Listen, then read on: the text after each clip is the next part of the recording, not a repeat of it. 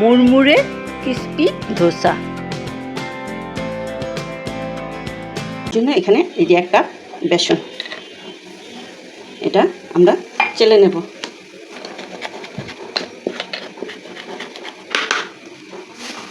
এই যে আমাদের চেলে নিলাম বেসন। এখন চালের গুঁড়া দেব 2 টেবিল চামচ, হলুদ দেব সামান্য, লবণ দেব সামান্য।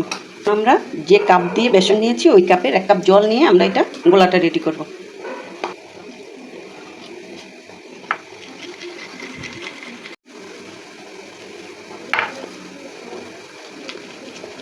আমরা 1 কাপ জল দিয়েছি, 1 কাপ জল দিয়ে এটা পুরাটা ফেটিয়েছি।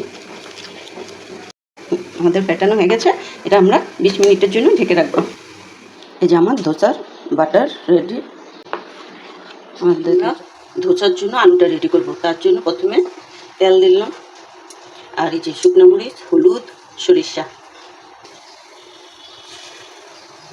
এই যে কারি পাতা।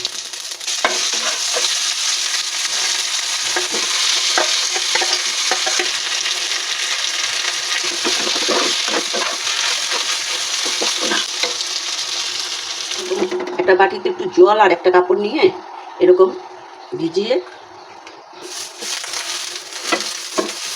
এরকম মুছে নিতে হবে। তারপরে এই যে বাটারের থেকে যে 1 চামচ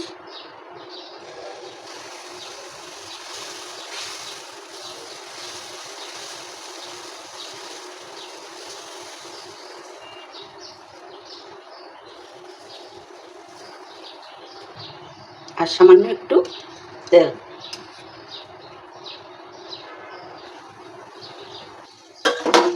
এই যে আমরা এখন এই যে আলুর থেকে এভাবে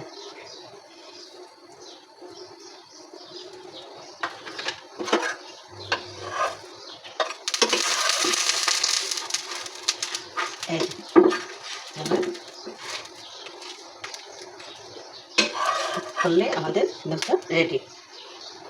এই যে আমাদের ধোসা রেডি।